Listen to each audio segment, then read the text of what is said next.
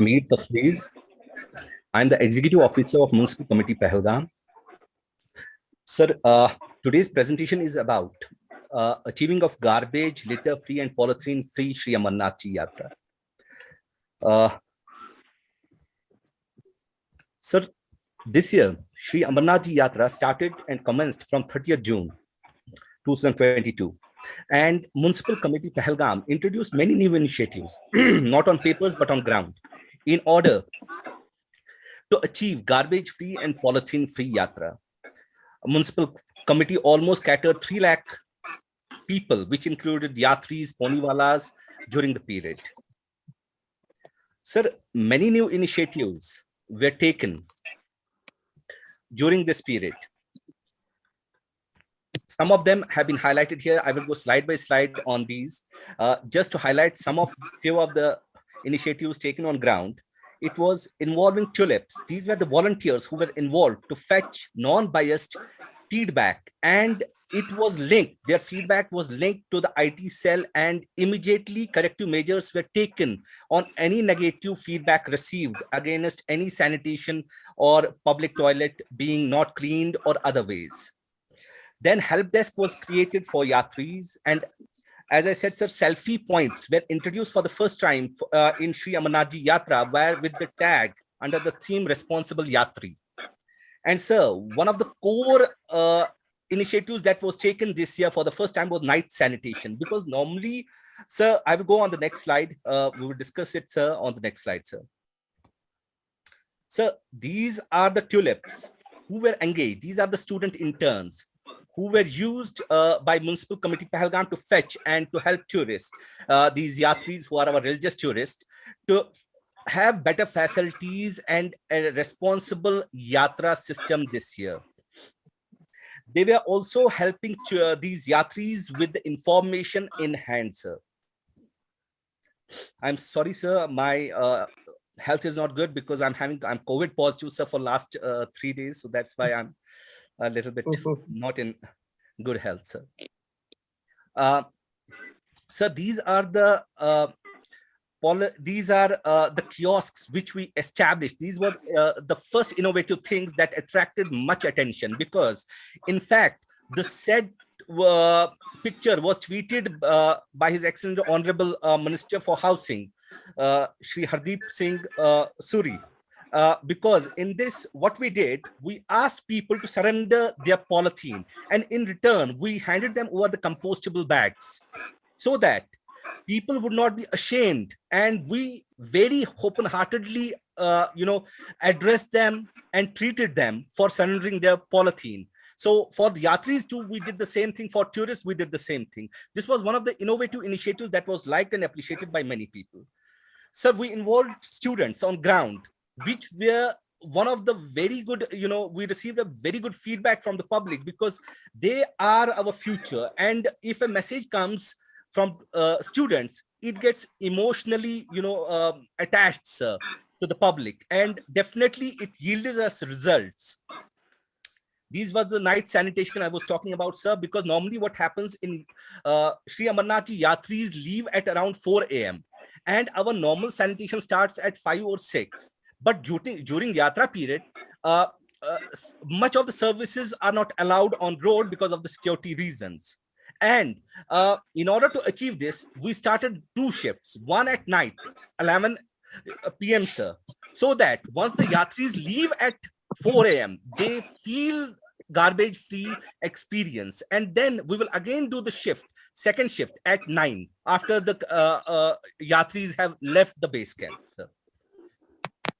So these were these people, staff, who were continuously monitoring the camps inside for any polythene, and they were checking the shopkeepers and langarwala, so that we could curtail and restrict polythene from entering Pahalgam.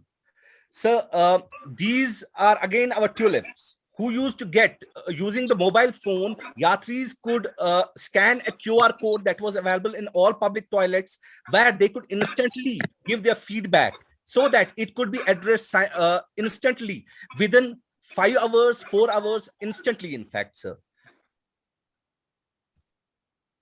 So this was a concept of selfie points that were introduced. It gave us, we made the Yatris our ambassadors for Swachh Amarnath Yatra. And I guess these initiatives on ground yielded us many good things about this Yatra. And we were almost, we achieved what we had targeted. 90, I am very much sure that it is one of the leading towns in whole India where there is almost no polythene available with the shopkeepers, although there is little leak in the form of small vendors getting into on cycles, and but we're trying to address that too. But in J&K, it is the top town where there is a strict ban on polythene, and we have achieved this, sir. Thank you, sir. Very good. Thank you very much. I think you have taken a very good initiative, and others can follow it. So I would like to invite you all to Pahalgam, sir, in order to witness the change, sir. I would really appreciate for looking at the change itself. Because it's something very difficult to change. People habits is very difficult. Right, sir. Thank you very much. Thank you, sir. Thank you, sir. Your presentation is excellent, and your passion towards the work is really appreciable. Please keep up the good work. Thank you. Thank Sir. you.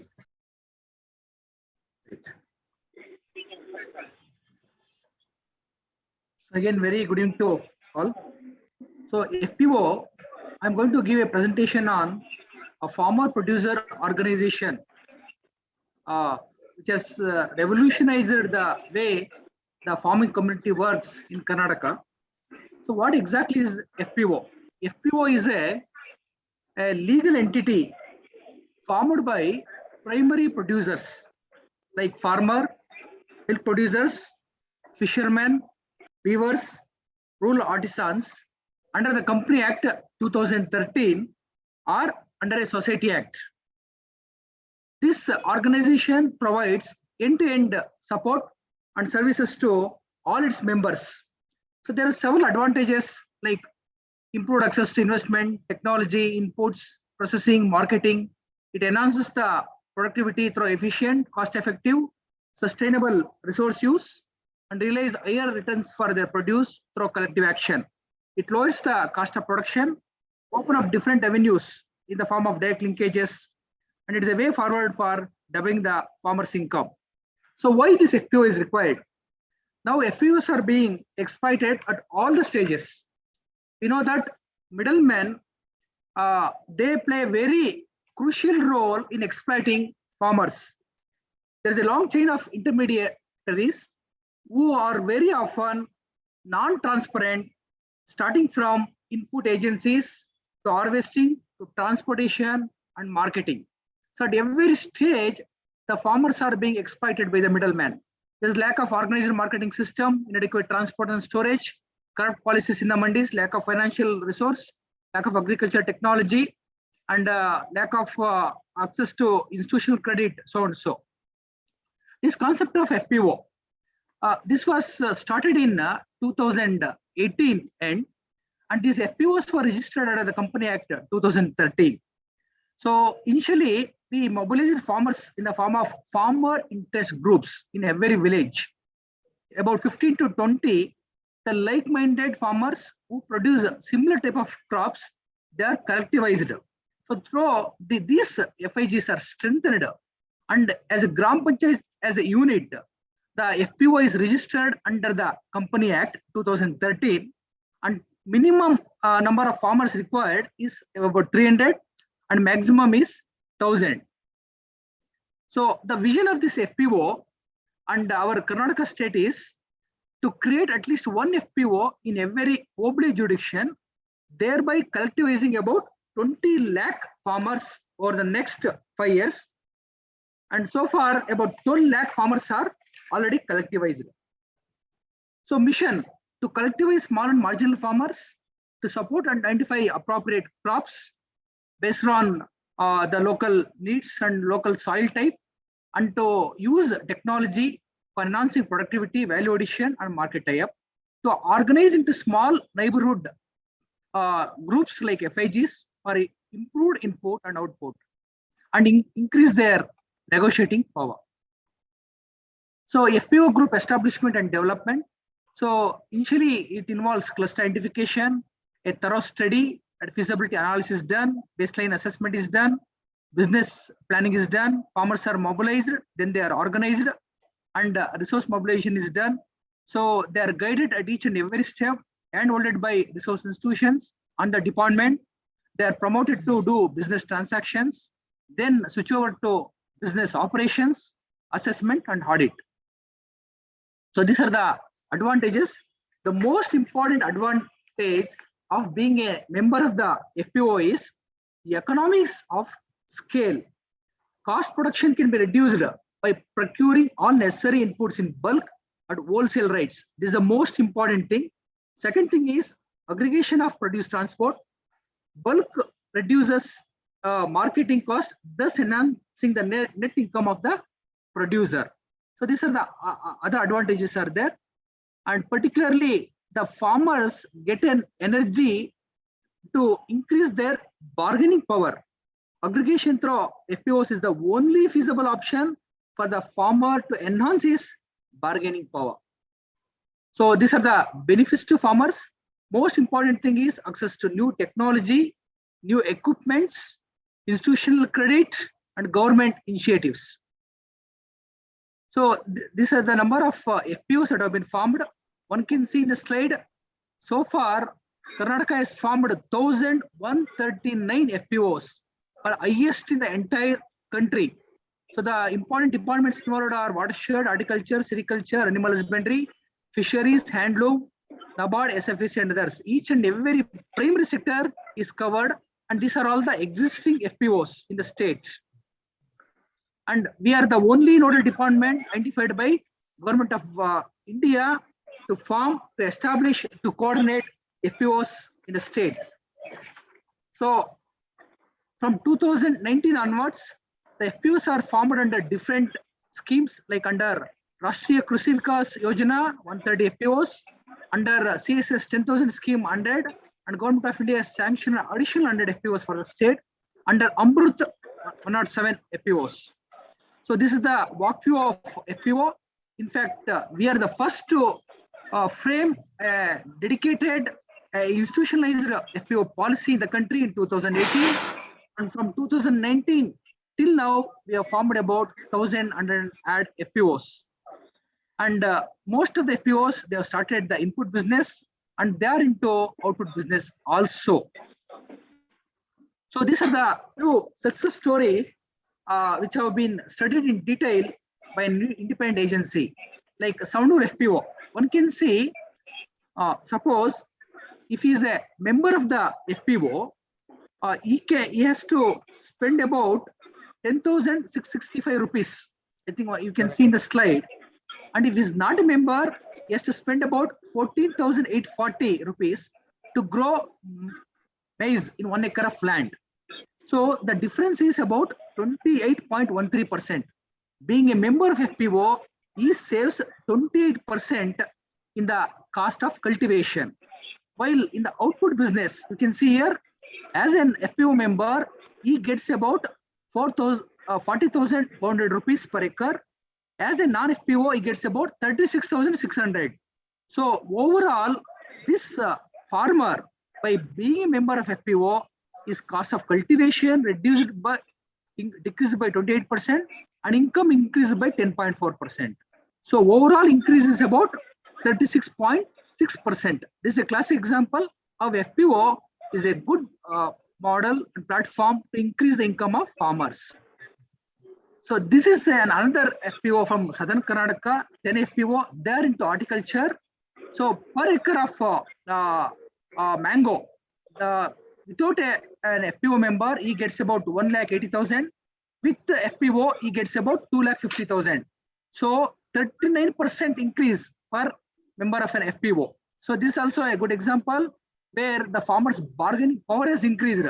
In fact, this 10 FPO, during the last mango season, they have adopted a new innovative practices like adopting a mango tree for just 1,000 rupees, so that the consumer can come to the field of the farmer and he can harvest the fully ripened mangoes. And there is a direct link between the farmer as well as the customer, and they have sold the packed mangoes into many flats, apartments. So this is another example of Nandraj FPO. This FPO is formed by youngsters. Their total turnover is about 12 crore rupees. What they've done is they have procured Bengal gram, red gram, and sunflower seeds about 8,500 quintal, 12,500 quintal, and 2,000 quintal from the member farmers. And by paying 4,750 for Bengal gram, red gram 5,800, sunflower 5,600. And they have done value addition in the form of de-husking and packing, and they have sold the same quantity to the higher rate. For Bengal gram, per quintal they got 200 rupees extra, for red gram 500 rupees extra, and sunflower 200 rupees extra. So their profit in just one season is 56 lakh rupees. So this is a classic example how a FPO, a farmer producer company in a rural area, this is from the Bagalkot, which is one of the most underdeveloped district of Karnataka, which comes under Hyderabad, Karnataka. In a particular season, they want about 56 lakh rupees, and this being shared to all the members. So this is a success story of Hallikar Tattva. I think one has to applaud this FPO. This is the first FPO in Karnataka to export copra to China, Hong Kong. They've exported about copra costing about 50 lakh rupees to China. They've identified one particular thing in Hong Kong, where in Hong Kong, the customers, they boil chicken in the cut copra, and there is a huge demand for copra from this particular district. So they have capitalized this platform and they've exported directly to the Hong Kong. So their turnover is about, input turnover is about 40 lakhs and output turnover is about 56 lakh. Now they are into a production of Nira, a coconut sap, and they are entering into international market also. So these are the 10 best FPOs in Karnataka. You can see Anikal FPO.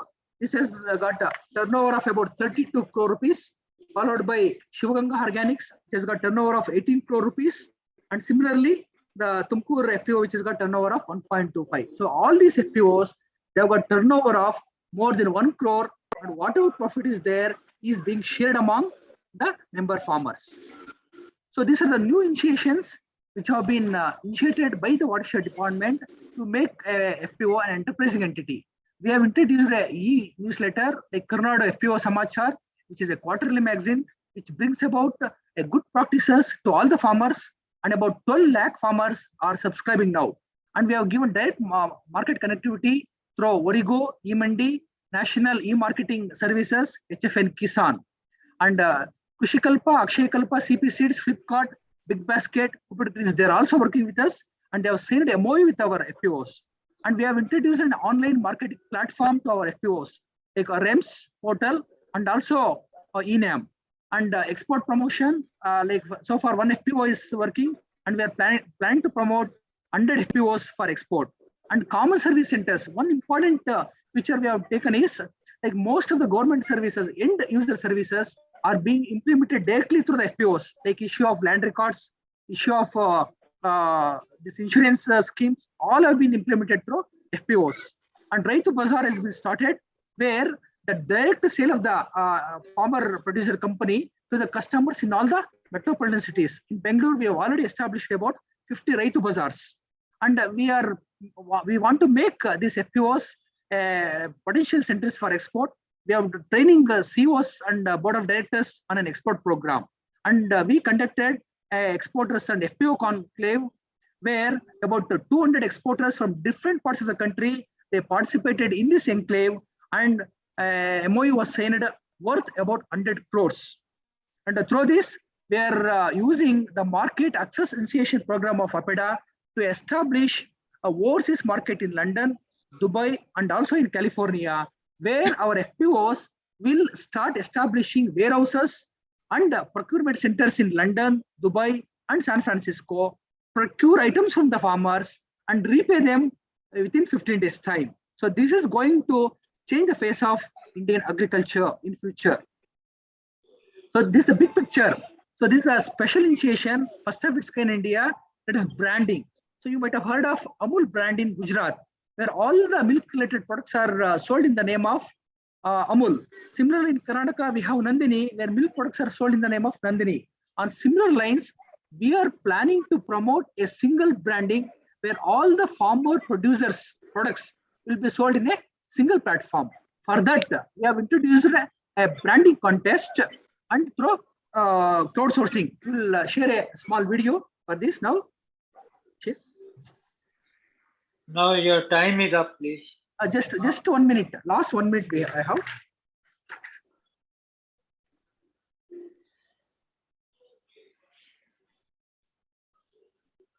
Can you see the video? Yes. Ah.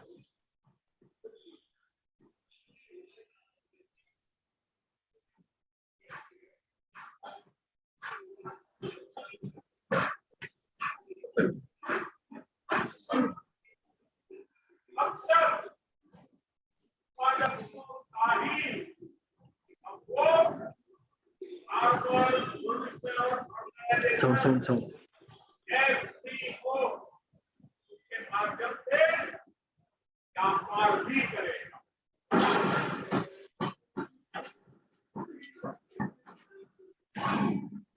ಉತ್ಪಾದಕ ಸಂಸ್ಥೆಗಳು ನಮ್ಮ ಪ್ರಧಾನಿ ನರೇಂದ್ರ ಮೋದಿ ಅವರು ಮತ್ತು ನಮ್ಮ ಯಡಿಯೂರಪ್ಪನವರ ಒಂದು ಕನಸು ರೈತರ ಸ್ವಾವಲಂಬನೆಯಾಗಬೇಕು.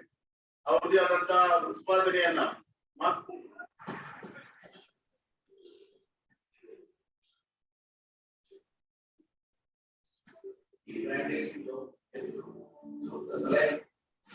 Next go.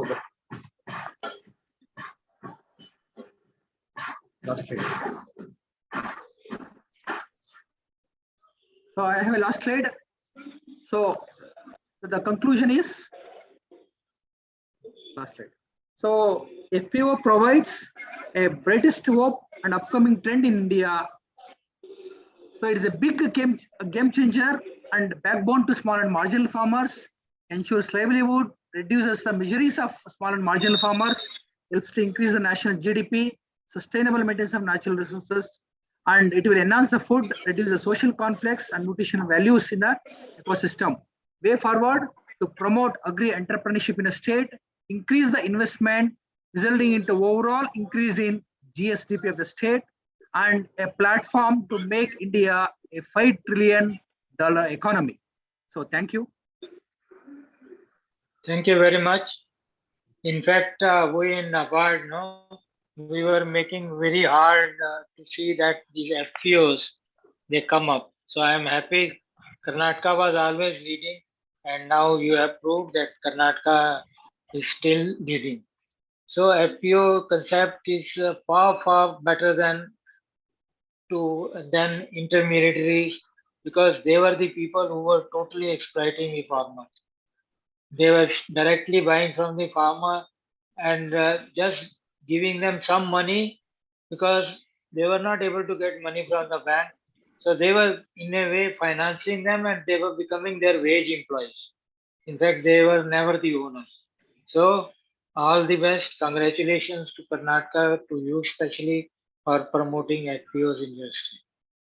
Thank you, sir. Thank you very much. Dr. Venkatesh, the way you have projected this presentation, it is in fact very inspiring. And I think since you have now very well established this FPO concept in your state, fine. Yes, sir. But definitely there is a need to replicate it in other states of India also. Yes, sir.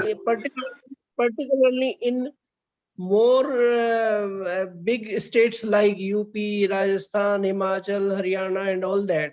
Why don't you organize a conference or a meeting with these states and show your success to them also? Because this is a future of revamping the agriculture business as a whole.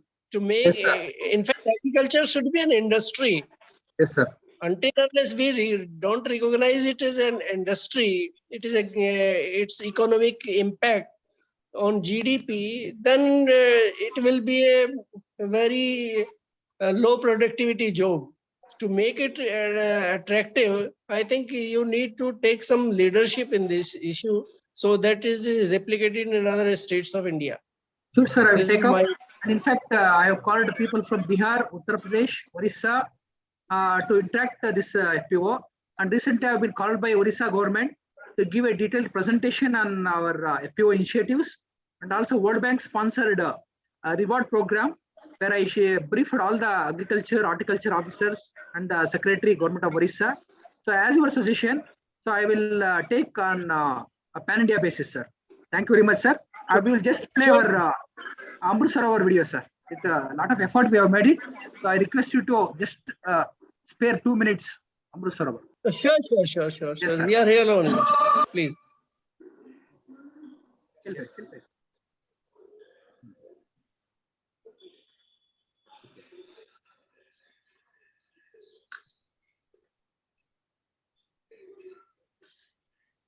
Really?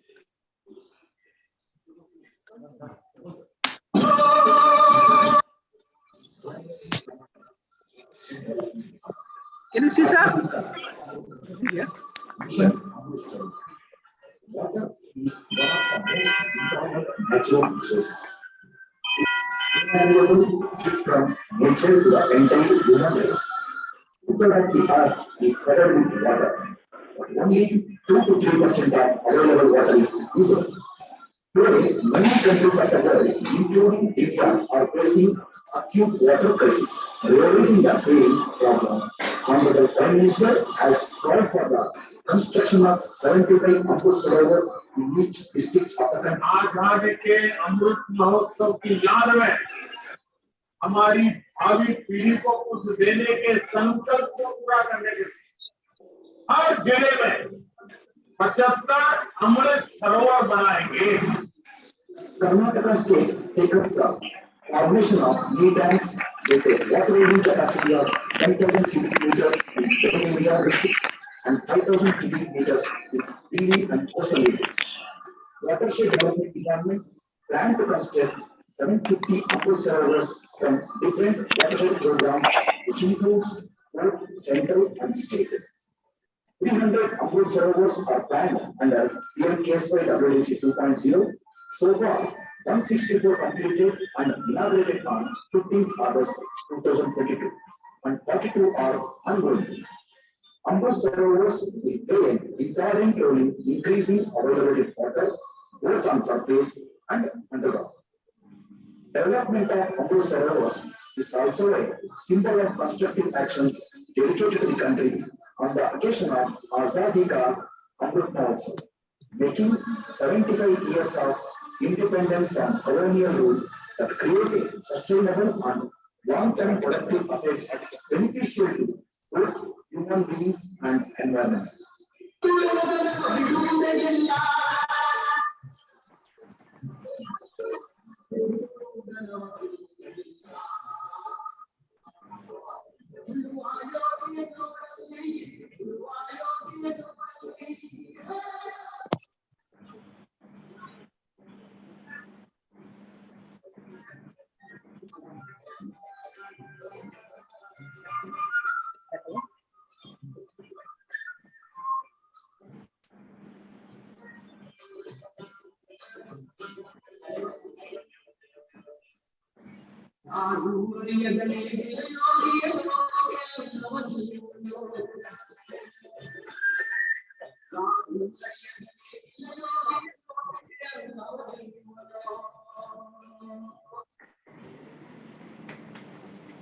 So this is how we planned Amrut Sarovar, sir.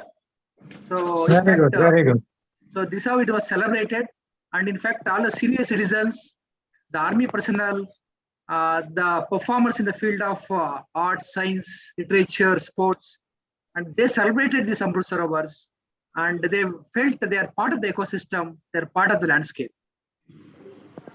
Excellent. I'm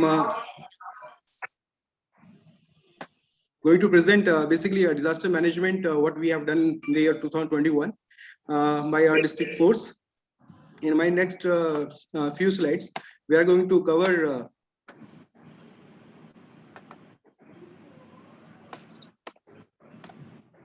a few aspects of the disaster. Actually, in the year 2021, Paschim Midnapur district was affected already with the second wave of the COVID, and later on we faced super cyclone Yas, and followed by a huge rainfall, which actually led towards a flood in the low-lying areas like Ghatal police station, Sabang, Pingla.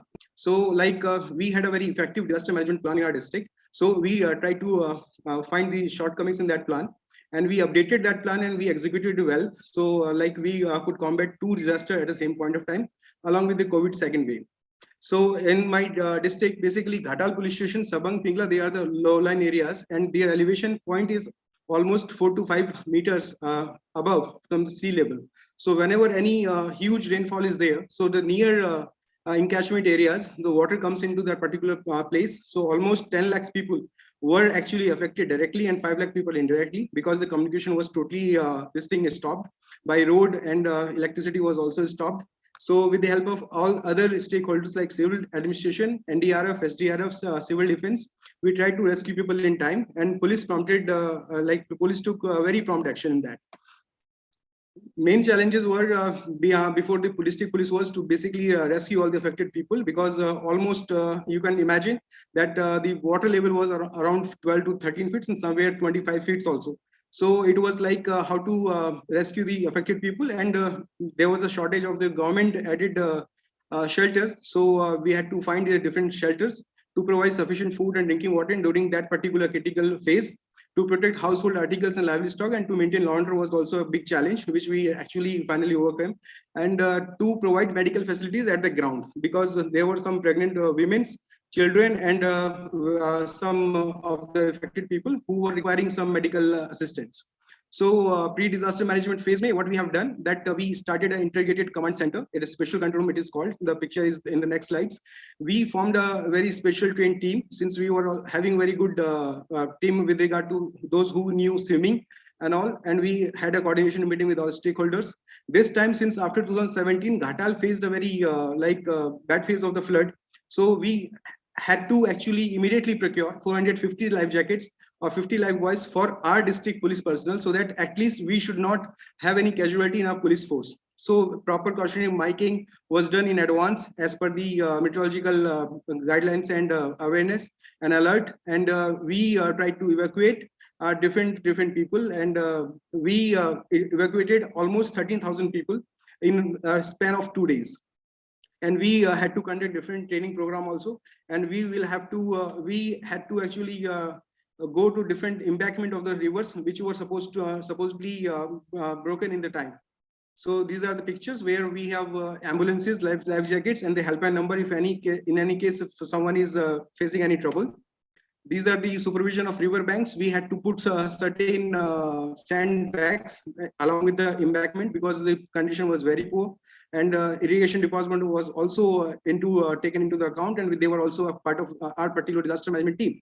A special control room breakdown when and the storage of the dry foods, which was again supply part was a challenge, which we overcome later on. Shifting of medical center and miking arrangement is there. So I have put some pictures. So almost 13,000 people, including patient, mother, newborn, we actually rescued them.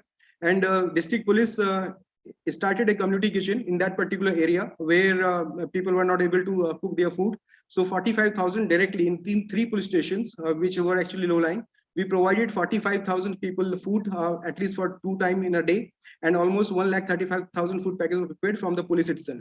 And we distributed it through our hired boats, and production of household was ensured with the help of our civic team, and medical teams and camps were also arranged during that particular time, so that nobody actually suffers from any kind of a disease, especially the post management part.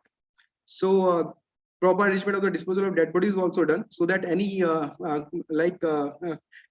issue should not be there, so that because there was no place to bury the dead body of the Muslim people also. So we had to convince people, and then we had to do the final rites on our own. These are during the disaster, we actually gave food to the people. We have distributed medicines, distributed different foods, and you can see the pictures where the people actually are saving their life, and the water level was almost 15 to 20 feet that time. These are the community kitchen which we started, and we fed almost 45,000 people, as I discussed earlier. Post disaster management, there were certain things like cleaning and repair of the road, we have done successfully with the other stakeholders. Necessary assistance to concerned department was given as and when it was required. Restoration of plant and trees with the help of the forest department was done. We finally saw what was the damage to the agricultural land with the help of civil department and the different houses, so that we can evaluate the damage caused, and we can put the proper picture towards the state government. Feedback from the society because of the community kitchen, we got a very good feedback from the society, and our effective planning and execution was superb. With the all stakeholders, it was appreciated by all senior officers in the society, and they were very happy. And since 2017, the water level was 5 to 7 feet. This time it was 15 to 20 feet almost. So everyone was actually hoping that this time a casualty will be more, but this time we had only 3 casualties, that too because of the drowning. But we could resist actually or mitigate the risk because of our plan. And we are continuing our updation of this particular disaster management plan. And we are finding the different resources, because this district is having kind of what should I say, we are having different kind of problems, like cyclone has a different kind of a disaster, flood is a different kind of disaster. So planning should be differently done at the district level. So we are actually developing our infrastructure, capacity building focus is given on day-to-day basis. And every police officials are actually mentally prepared to fight any kind of a disaster, be it cyclone or be it flood now. And we are focused very much towards our district police initiative, which is basically 6 Ps, where we are proactively dealing with all the issues with regard to disaster or any day-to-day policing. And we are doing this predictive, proficient and policing. That will be, I think, the end of my particular thing. And the only learning point from my district point of view was that planning, preparation and proper action by the concerned people, and keeping a particular person at a particular place was very important. That we did, and thankfully we overcome with this particular disaster in 2021. And this year we did not face any heavy rainfall, so that's what we are now in a kind of a breathing space we are taking. So thank you so much. Any question? I'm ready for that. Jury members.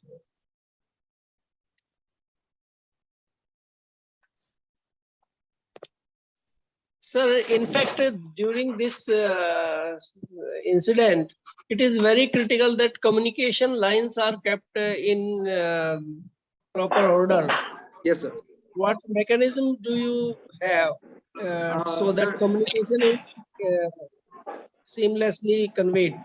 Sir, we procured satellite phones with the separate batteries for the communication with the police station, and the one satellite phone was with SDO. So communication with the district headquarters was very proper. And we actually, since people are a bit sensitized, so that they were asked to use their mobile phone as and when it is required, not to they should not go out with their batteries. So generators system was there, and after 6 or 7 days, things were normalized. Okay. Second issue is that as a state government, you have done your policing, you have described your policing part. But there is also a parallel organization called NDRF, National Yes. Central Government Body. Yes. So what is the role NDRF plays? Sir, National Disaster Response Team, what actually they do, sir, we do require them, and we do place them at a strategic point. Like we were anticipating that Ghatal would be the first place where all the water will be coming. So we placed one team in Ghatal.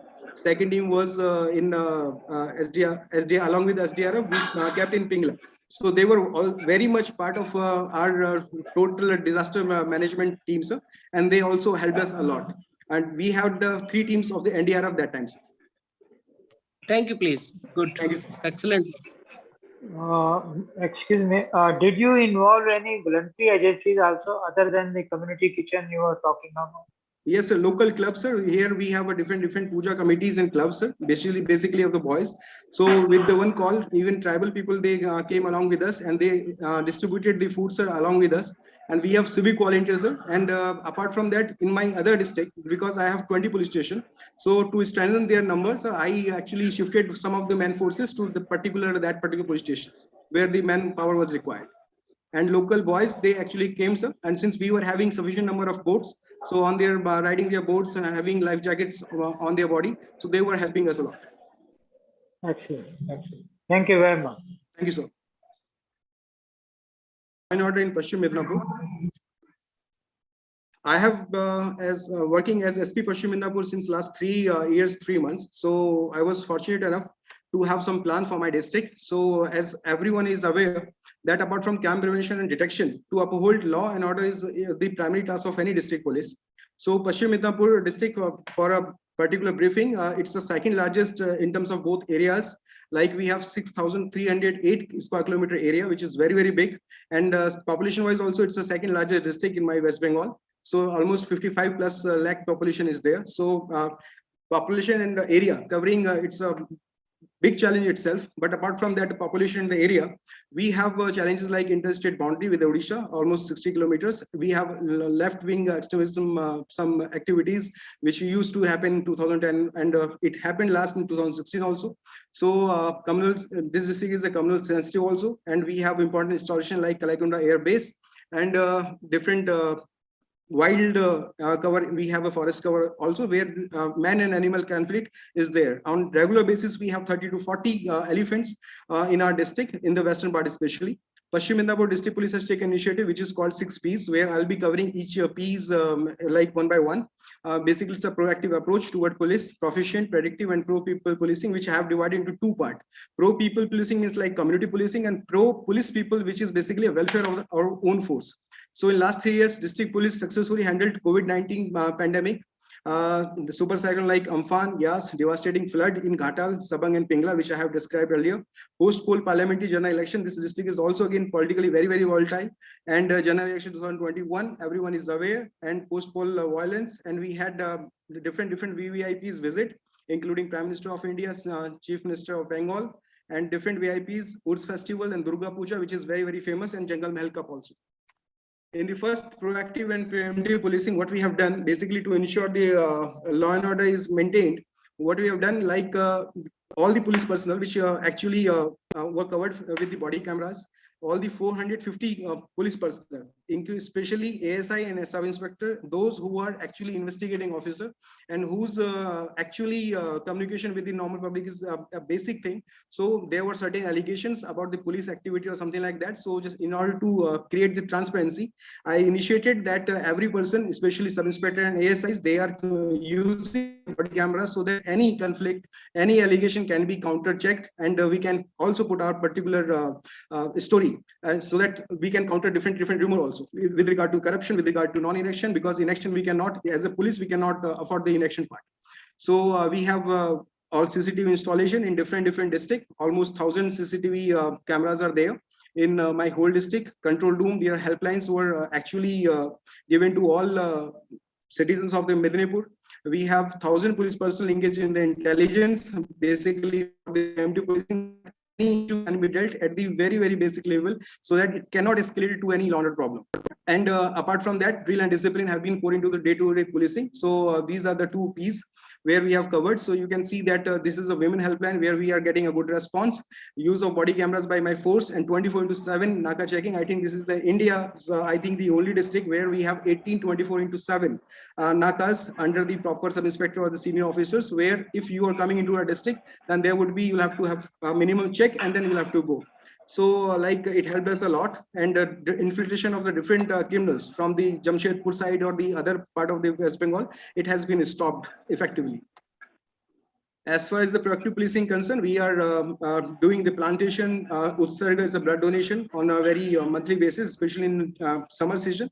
We have arranged almost 1,000 units this time from the police force, cyber awareness program. And we are actually at community level going to the students so that they are aware with regard to child marriage and human trafficking, and they are not the victim of the cyber crimes. Proficient policing means like whatever we are doing with a very effective manner, so that there is no loophole at any place. So we have conducted proper like route marches in a very sensitive, communally sensitive areas, so that our police presence is visible, and winners team is actually formed for the eve teasing purpose, so that girls feel safe especially in the urban areas. Training on non-lethal and different indoor and outdoor program are actually organized on weekly basis, which is actually vetted by the ADG sir, and it was quite appreciated by all, because this training part is very important for the capacity building. We have surveillance with the drone, and as I've said, that we have a technical surveillance also of the important communal hotspots. With regard to predictive policing, we have inaugurated our own data center where we are having our own server, not the NIC one, where we are keeping the sensitive data like communal hotspots, who are the communal troublemongers, and who are the different criminal and their examination list and all. So we are keeping that, including traffic data, CCTV storage. So that is kept, and we have very good sufficient memory in that particular data center. And I hope all districts will be using that particular thing, because the sensitive data what we are having, we cannot disclose it for the any case diary or something like that. So it is very, very helpful. Apart from that, pro people policing, we have initiated some of our initiatives like Sanjogo Samadhan, where we are trying to communicate with people. We are trying to see their what are their grievances. Especially for one GD entry, people are actually going 25 to 30 kilometers to approach a particular police station, because area is very, very big. So what we have done is that we have started some camps which are at the Gram Panchayat level. There people are coming, they are telling their grievances, and we are trying to sort it out with the help of the different stakeholders. And if they want to do any general diary or a specific complaint is written, so then we are accepting their complaints at that particular root level itself. We have initiated another program which is Alodik, a step towards light and positivity, where we have started the anti-suicide or anti-depression. I think we have initiated this is the first district which initiated such kind of a program in India, where we are fighting with the enemy like distress.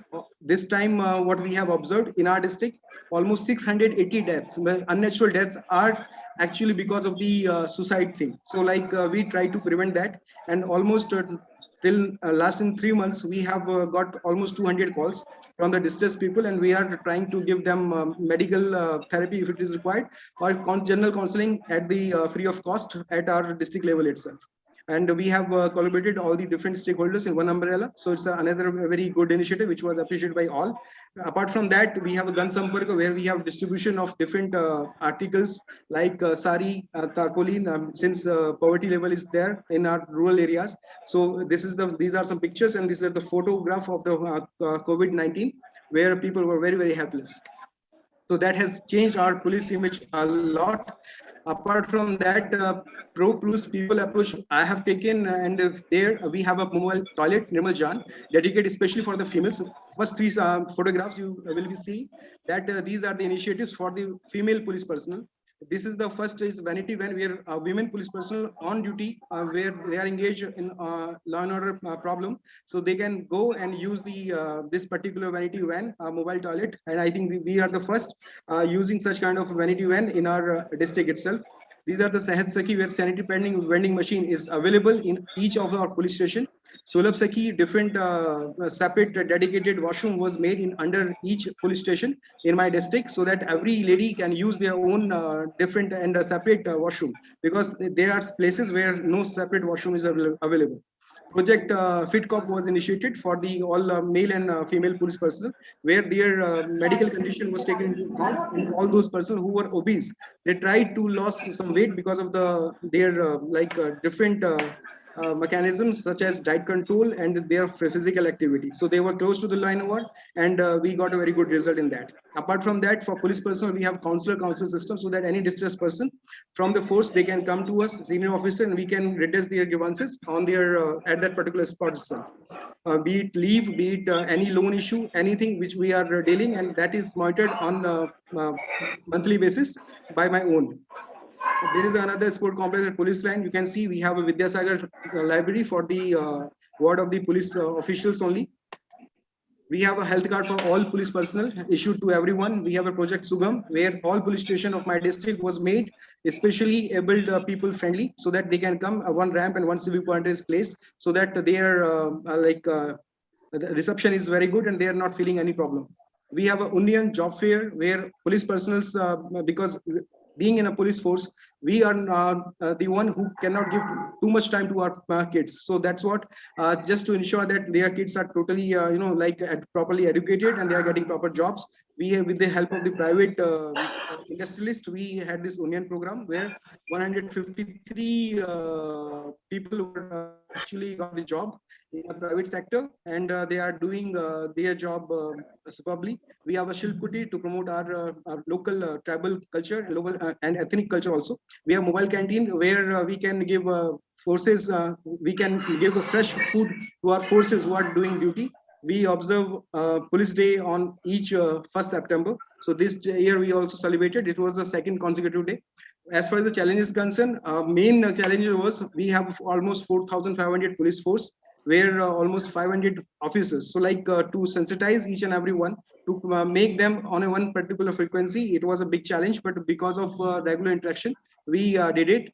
And body cameras, there was initially some kind of a problem, like they did not want to wear this particular body camera because all their acts will be recorded. So they were convinced that wherever they are interacting with the public, they should use it. Now my duty officers who are actually taking first complaint from the civilian, they are also using the body cameras, so that any allegation of refusal of complaint is actually counter checked, and if any person is defaulted, then he will be dealing in our orderly room or in the officially. To convince the common people to participate in camp like Sanjogo Samadhan, earlier they were very apprehensive whether they should go to the police or not.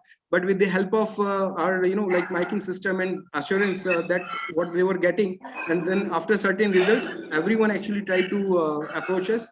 And almost till now, we have arranged 20,000 such camps, 2,000 such camps, and 55,000 was the footfall. And we have almost 15,000 CASPAS issues we have already resolved. To keep morale of the force high, we had to do certain welfare activities for my forces, which I explained earlier. So like this particular challenge was also met up quite this thing. And after taking this particular 6 piece project, we are actually working what we can do more for our forces. Future roadmap basically will be dealing with the mundane policing, where maintaining law and order will be a priority. Apart from detection of crime and criminal, because crime and criminal things is a very technical part, but law and order is very, very sensitive. Plant infrastructure development is going on, capacity building we are working on regular basis, continuous effort for combating any kind of situation. We are actually alert on day-to-day basis, because inaction, as I told earlier, on the police part is not acceptable at all. Now police expedition is also increased in our district, and earlier murder was kind of accepted kind of thing, but now even when snatching is done, so people are like why this snatching was done, something like that kind of expedition is there. So it's good that we have raised the expectation of the normal public, and with this 6 Ps we are actually dedicating ourselves for the citizen service and for the welfare of the force. Thank you. And in last 3 years, there is no major law and order in my district. Sorry to interrupt. And at this very moment when I'm presenting something, almost 2,000 people are blocking NH for their demand of inclusion of Gurmi Samaj. So like we are dealing very peacefully, and we are waiting for the next course of action. I hope it will be peacefully over. Otherwise, we are ready for anything. So. Okay. No, my little question was that if you can share some data, to show that law and order has really improved. I think that will go a long way. Sir, for the part of the law and order, sir, I must say that when we say that there is a kind of a breach in the law and order, or breach in the peace or tranquility, sir. In last 3 years, sir, we have not lathi charged anywhere, sir, as such. And this shell gas, because we had to document everything. In last 3 years, after 2019 post-poll elections, sir, we had not used a single tear gas or something like that towards the public, sir. So that I can assure you, and we have maintained the proper list. Okay. Sir. Thank you. Wish you all the best. Thank you so much, sir. Thank you very much. It was impressive. Thank you, sir. Thank you, Dineshji. Excellent work. Thank you, sir. Kerala Paradise Service. I am presenting one of our prestigious projects, online building Paradise web portal. In Kerala, there are guidelines regarding building construction. As of now, there is Kerala Municipality Building Rules and Kerala Panchayat Building Rules are prevailing. And as per these rules, there shall be fire protection measures in every building which exceeds 1,000 square meter. And those fire protection measures shall be as per the National Building Code, what is mentioned in the National Building Code Part 4. And because of this amendment, latest amendment, every building having more than 1,000 square meter area is required to obtain fire NOC. And the people, actually, earlier there was no such a condition, because high-rise buildings only required fire NOC from department. So now, most of the buildings, people are making buildings for rent out as these godowns, for small shops, and for amusements, and these for these gatherings, assembly buildings. For everywhere now there is a requirement of fire NOC.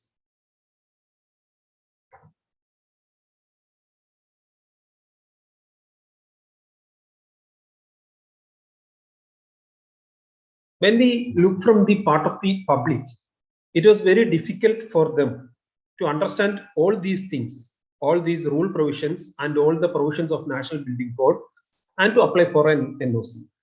So there is the involvement of some mediators who were taking the chance and making much profit from that, because the public were not aware of the actually what are the requirements for obtaining such a clearance. Considering this, department decided to make a web portal for the public, not just to give fire clearance, but to make them understand what type of construction they are going to make, what are the requirements for such construction, what are the legal provisions, what are the conditions of National Building Code, and everything. So what you have done, you have considered all the buildings, all the type of buildings individually. Actually, as per National Building Code, there are 9 categories of building, and for each category of building, there are a number of subcategories also. And for each subcategory, the fire protection requirement differs as per the height also, and height and area also.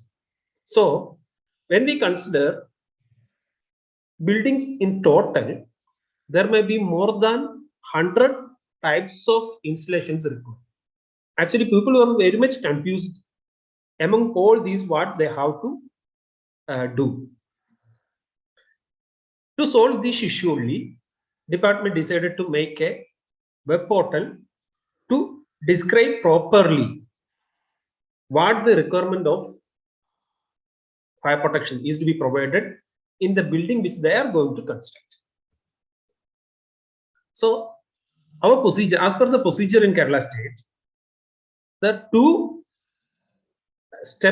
two-step clearance, that is one for the initially for the permit. Permit means before we have to start the construction, we have to take permit from the local self-government agency, and for issuing the permit, local self-government department requires a clearance from fire and rescue services, so that in the plan everything required for fire protection is included. And after completion of the construction, before occupying the building, a second clearance is also required, mentioning all the fire protection requirements what is prescribed during the permit is provided in the building, and it is checked and verified by the department. So to make the procedure easy, what we have done, we have made a web portal with registration and login credentials for the applicant. The applicant can register by giving the nominal details, his name, address, and phone number, email, all these data he has to give, and he has to log in to the web portal. Once he is logged into the web portal, he can select from the options available there. He can select which type of building he is going to make. If it is for residential purpose, he can go for residential. Then there will be 6 subcategories for residential buildings. If it is for an apartment, he can go for 4th category. If it is for a dormitory, he can go to 3rd category. If it is for 1 or 2 family private dwellings, he can go for 2nd category. If it is for a lodge, he can go to first category. And similarly, if he is going to build a go down, then there is a separate category for go down. There are also 3 subcategories for go downs. Similarly, he can select which type of construction he is going to make. Then he has to give the details of the construction, just like the total area of construction. What is as per the plan, as per the civil plan, there is the total area of construction is there, the total height of the building is there. He can give the total area of construction and total height of the building. Then a checklist will be open for him. In that checklist, every requirement as part of life safety and fire safety. Regarding life safety, there are staircases, passages, and corridors, exits. Everything comes under life safety. And the requirement of fire protection, just like fire extinguishers, hose reel hoses, downcomer or wet riser system, all these sprinklers, detection and alarm systems, all this comes under fire safety. And all the requirements of life safety and fire safety will be displayed in front of him. And based on that, he can decide what he has to do in that building, whom he should trust, whom he should order the work.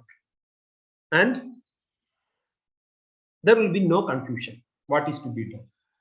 Once he completes these processes, and he can based on that, he can make a fire plan that he has to make through somebody, and he can upload the fire plan and civil drawings in our website. Once he is uploaded the application in the website, within 3 days, the receiving officer, the station officer, will be receiving the application. Within 3 days, he has to scrutinize initially, and he has to give it to the committee. Within 3 days, it will go to the committee. And the committee will comprise of a district fire officer or a regional fire officer, station officer.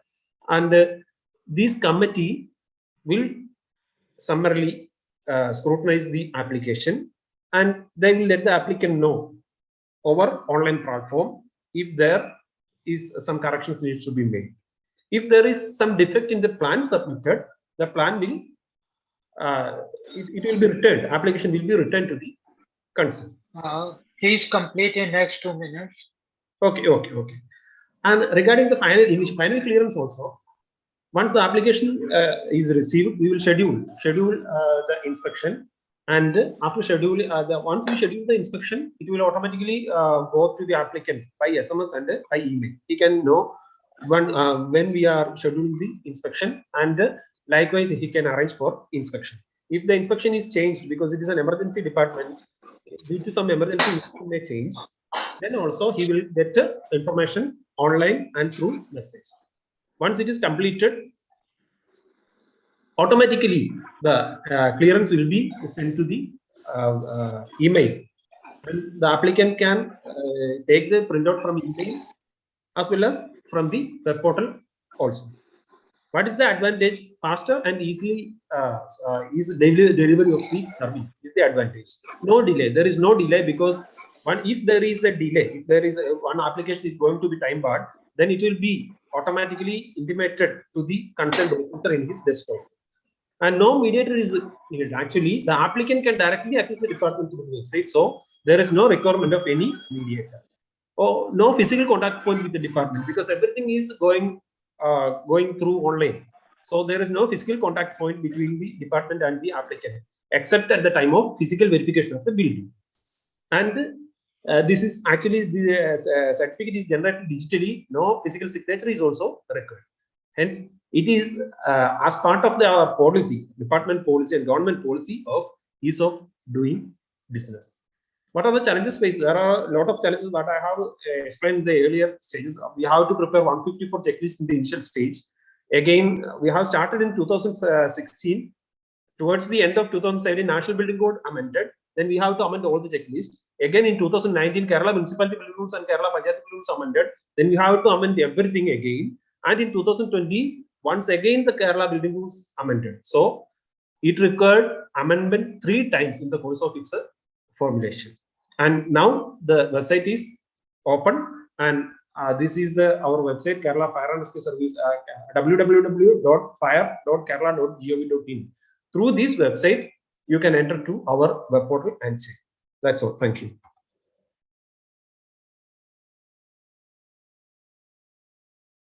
Thank you.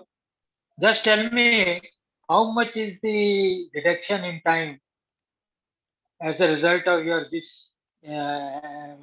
having web portal and all that. Actually, sir, previously there was no system of this time bar because application was physically received. The applicant and we are sending letter to applicant for inspection. Once we are going to inspect and we will give our comments, they can rectify at any time. They may take much time for rectification, and even if they are reporting after rectification, the physical file need to come to the officer through regular processing. Okay, and how much time you are taking now?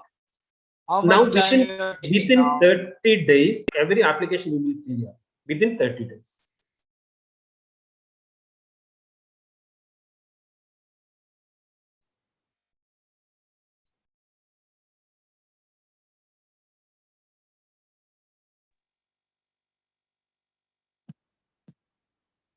Okay. Sir, after giving this approval online mode, is there a system by which that you can cross check whether he has implemented your recommendations as per plan? Number two, is there a way that every year he has to submit some audit of the fire safety norms being implemented by him? Yes, sir. Actually, for the initial time, we are approving only plans. And before occupation of the building, we will go physically. We will go to the building, physically inspect, and if all the things what are required is installed in the building, then only we will do the final clearance. That's how we can ensure that these recommendations are installed in the building. Every year, the applicant or the owner of the building has to renew the clearance, so that he has to make all the arrangements functional, and he has to apply, and we will check and report that it is working and functioning. Okay, excellent work. In fact, this is the way we can enforce that the entire system of the fire safety is kept at the current rate of technology, and all the provisions are implemented. Thank you, sir. Thank you.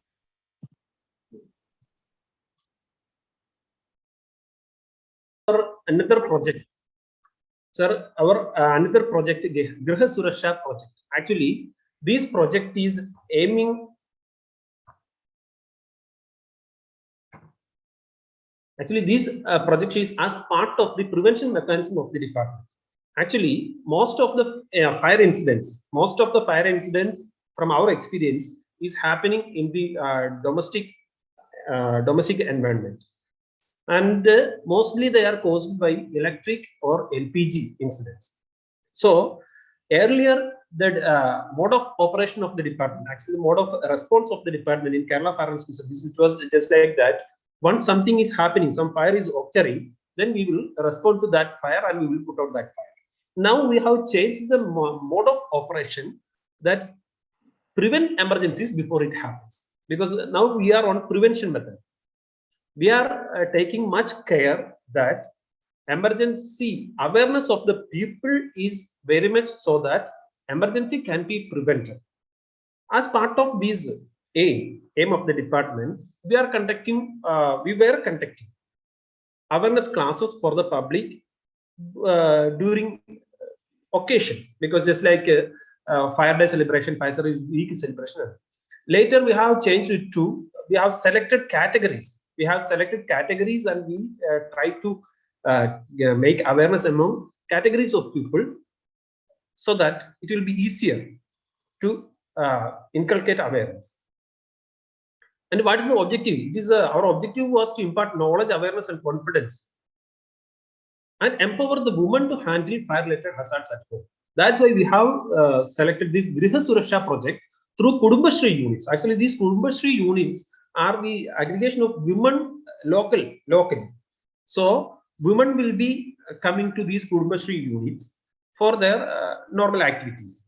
So we have selected such Kudumbashree activities for the awareness programs. Our aim was normally these women were available for much time in home, and they are taking care of the housekeeping arrangements and everything. So if we are making them aware of the hazards and risk at home, then it will help to prevent domestic fire to a great extent. So as part of this project, we have increased the number of awareness classes year by year. We have started this Griha Suraksha project in 2020. In the year 2020, Kerala is having total 14 districts. In the year 2020, we have conducted 1,406 classes, whereas in 2021, it is increased to 2,714 classes, and in 2022, till now, we have completed 4,023 awareness classes. It shows what is the importance this department is giving for making awareness among public and preventing incidents. This graph shows the increase in the number of classes over the years. Why we have selected Kudumbashree units? There was a specific purpose. In any domestic emergency, most vulnerable is the women and children. Actually, women and children will be at home for more time, and they will be most vulnerable for any such emergencies or fire in domestic environment. Women usually takes the responsibility of housekeeping, and representatives from most of the houses in an area will be available for the Kudumbashree units. That's why we have selected Kudumbashree units, because most of the family representatives will be available in such aggregation. And being an aggregation of women, there was chances that they will get opportunity to involve into such matters. Otherwise, normally they will stay behind, and the male members of the family will come and do such activities. In most of the houses, women will be available for a quite good time, and they are taking responsibility of kitchen and other utensils, electrical appliances, and all. And what is being conveyed in such awareness classes? Actually, I have mentioned earlier that most of the domestic fires are caused due to either electricity or LPG. If it is not because of electricity or LPG, then it may be due to bad housekeeping. So we have made them aware of electric short circuits and how electric short circuits are happening, and the importance of wiring in a building, importance of fuses and circuit breakers, why we need not neglect these fuses and circuit breakers, why we need to use quality electrical equipment, what is the effect of heating, how it is getting heated, overloading of circuits, how overloading results in heating and failure of insulation, and common causes of LPG fires. What are the common causes of LPG fires? What are the do's and don'ts in handling LPG cylinders and stoves? What we have to check as part of LPG installations, what you have to check before connecting an LPG cylinder, which are bought newly to the house. What is the importance of housekeeping, and what are the surrounding risks in any domestic environment? These things we made aware to the Kudumbashree members, especially women. And the result was amazing, because most of the women were very much interested in such topics, because they know it is directly related to the safety of their house and their children. So they were very actively participated in the operation of fire extinguishers and operation of fire protective systems. They have properly participated. Please conclude in next 2 minutes. Okay, sir. Okay.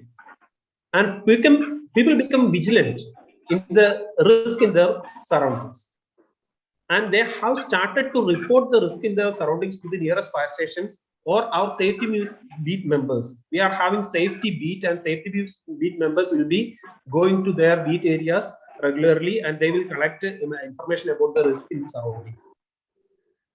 And people started to take precautions in case of fire. They started to take precautions to prevent the spread of fire. Similarly, they have started to do something to prevent the spread of fire till fire service reaches. They learned how to use the fire equipments to prevent the spread of fire. And the challenges we have faced include, we were having very limited resources and limited staff strength. The total staff strength of the fire and rescue services in Kerala is only 4,500 members. And we do have 129 fire and rescue stations. After ensuring the proper attendance of emergency, only we can go for such awareness classes. And ensuring continuity was also very difficult, and difficult in giving exposure to electrical fire causes, because it was quite actually it was they were not aware of the electrical causes. It was very difficult to make them aware how electricity causes fire. And fear of the public to deal with LPG was another challenge. Initially, they were very much afraid of dealing with this LPG, and we made them courageous by doing activities in front of them. And our domain expansion scope, as the program is very success, we target to other groups also, just like college students, hospital staff.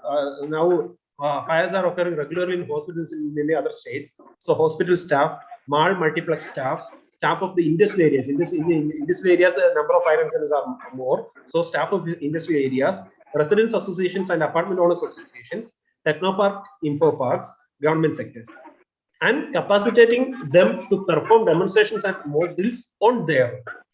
And another scope is making a building evacuation plan for each and every building.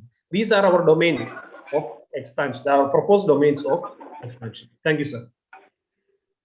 I think you are doing very good work, because I know in this part of India, hardly, even if the instruments are there, fire safety instruments are there, nobody knows how to operate. Even guards do not know how to operate.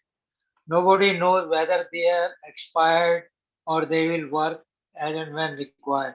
So I am happy if you are able to educate your people then how to use it in case of emergency. That is something excellent. Well, Thank you. good, good. No questions. Thank you, sir. Very good efforts. In fact, when I joined my first organization, on the very first day, fire safety, a film was shown to us.